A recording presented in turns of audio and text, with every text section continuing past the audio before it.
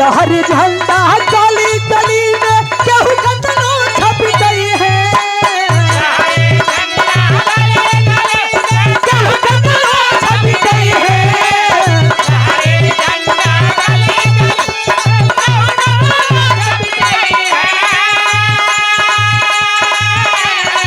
लहर झंडा गली गली में केहू कतनो छप गई है तो लेके अगर ये लाइन लिख लगी तो हमारे रुको हमारे खातिर ना खाली अखिलेश यादव जी खातिर ना डिम्पल यादव जी खातिर ना समाजवादी पार्टी के नाम पर आप सबके ताली बजे के चाहिए तले के 24 में साइकिलिया भाई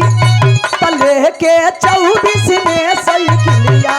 भैया अखिलेश यादव आई है लेके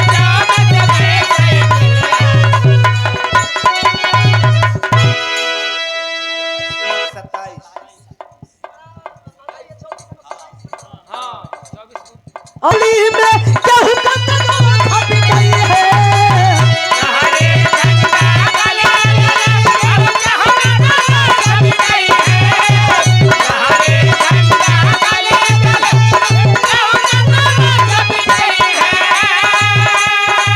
लहर झंडा गली गली में केहू कतनो छप गई है तले के 27 में साइकिलिया भैया अखिलेश यादव आई है लेके 27 में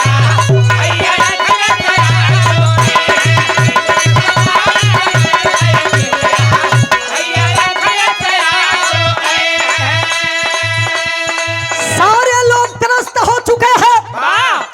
ये झूठों की सरकार है निकम्मी सरकार हम चलने नहीं देंगे यह मेरा फैसला नहीं आप सबका और पूरे पूर्वांचल के लोगों का यह फैसला है क्या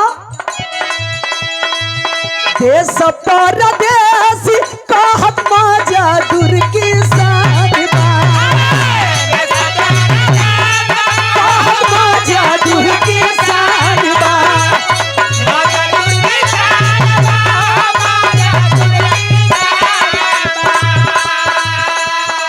सही सही बताई जरूर सब जब आवाज उठावे के समय आवेला कौना पार्टी के लोग ज्यादा आवाज उठावे लोग केवल अखिलेश यादव जी ही अकेले वह व्यक्ति है जो आवाज उठाने का काम करते हैं बहन जी तो चुपचाप पटाइल बड़ी के दादा अगर कुछ को हो तो तुरंत सीबीआई जांच लग जाई हाथी पले उतरे के पड़ी पलटू राम के देखबे कोई नहीं हजार हां पलटू चाचा के ना हो पियर का चाचा हां पियर का चाचा के ओपी राजभर साधु यादव जी समझ इसमें साइकिलिया भाभी की पलया दो आई है लेके 27 में साइकिलिया भाभी की पलया दो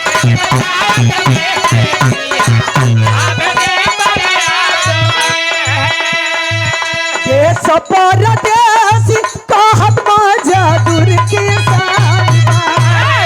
माजा दूर की साहिबा माजा दूर की साहिबा माजा दूर की देश परदेश कहत माजा दूर की साहिबा खतरा में पड़ल संविधान बा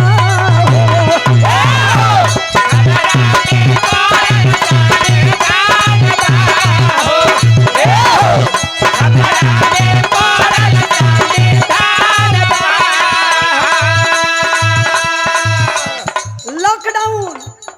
नोटबंदी काला धन लाएंगे लेकिन पता नहीं बताएंगे ई ना कहलन कि काला धन विदेश से लाएंगे नहीं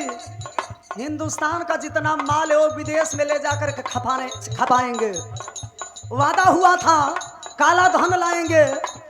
15 लाख रुपया देने का वादा भी हुआ था 100 रुपया मिलल भाई मास्टर हाँ हमारा तो मोबाइल में से 15 रुपया काट ले बा ए घड़ी जियो वाला खूब रेल होता एगो VIP आईडी आयल भाई तौरी लूटता कर बेटिया बच्चों को कुल मैं माल घोटले बड़ा सो हमार 3 दिन से वो रिचार्ज क के लेके भाग गई। ई मैं मोदी जी के मोटी रकम देले बड़ा सो लिखे के पड़ल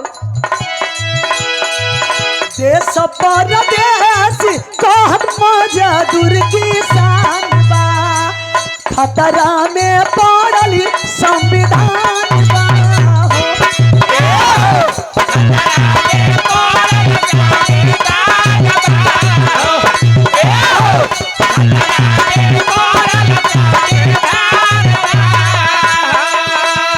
नोटबंदी जीएसटी कोयल भाजपा के छोड़े है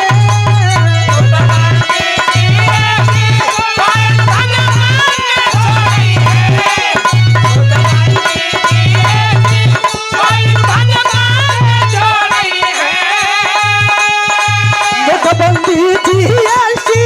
लावल भाजपा के छोड़े है तले के 27 में सही किया भैया की लेके 27 में सही किया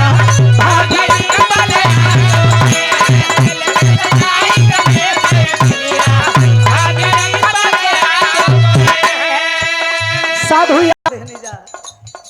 कि हर मंच पर हम दोनों कलाकार खूंटा ठोक करके आवाज लगाने का काम करते हैं लेकिन आवे वाला समय में अगर थोड़ा सा अगर आप लोग अपने दिमाग के ना बदल जाए तो हमनी के बाल बच्चा कैसे जी हम ये तो बुझे के बा राम केवल बाबू जना जाई अब हम लोग भी मांग करेंगे कि 2 करोड़ रुपया और 1 टिकट मिलनी चाहिए हाँ एगो छोटे भाई के नहीं तो हम लोग भी पलटी मारेंगे पलटू चाचा नियो साइकिल से काम ना चल जाई। साला हमनी के लड़कन का चड्ढी नहीं है कि ना सही से अरे यही में बाटे हूँ। भाई एक जना बाड़न मोदी जी वाला सुई लगा के ऐसे करत हूँ। अरे जीव रे विकलांगवा जीव। अभी तो 2 गो डोजे लागल हो हाँ तीसरा का लागो रही तो सरकार लाग रही तो बस बताओ जिंदा सर्टिफिकेट मिल गई बा अच्छा तो मैं जना कतना लेकिन मास्टर के जॉब जब देखत नहीं ना हम मजाक नहीं की करत सबेर होई तरुआ सब देख ले हाई हाई है पोजीशन है जाए भैया यही से आखिरी लाइन में इशारा बा चोरी घूसखोरी भ्रष्टाचार नहीं मिली है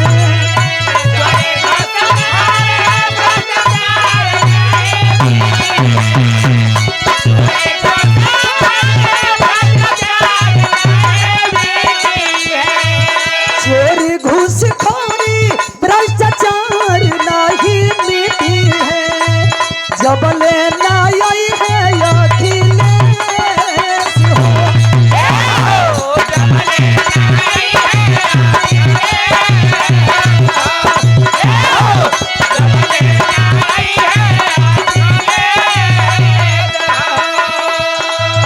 जोगी जी के सरंगी अब न लखनऊ में बाजी साढ़ आ जोगिन के काम जाना तनी जका हो का हो जोगी गांव घर से दूर रहो हाँ भीख मांगो। आ ए घड़ी के जोगिया सधुइया का करत हो अरे इ त गाँव में घोरिया तरस आ ए घड़ी के सढ़ावा वही गांव के बसवारी खाली हाँ आ जोगिया तो भट्टी धले तलस। दिन भर मांगत हम शादी करी झोरी टांग के ओरिजिनल का तनी कम रहेला उ जानो तो ओकर कैसे होला ओकर हई पोजीशन खोलबत हो वही में मिस कर जाई हाउ खोलब ओरिजिनल का तू केम करे हाउ हाँ। तो ऊपरा वाला खाली ढकनवा हेतर खोलबर हेतरे हो अब बियारवा के तो अलगे होला हेतर खोलबन त हेतर का गजब आखिरी बंद में इशारा बा एगो औरी गौले बनी कि कोई अखिलेश कहाने वाला नहीं मान लो कोई अखिलेश कहाने वाला नहीं, कोई अखिलेश कहाने वाला नहीं।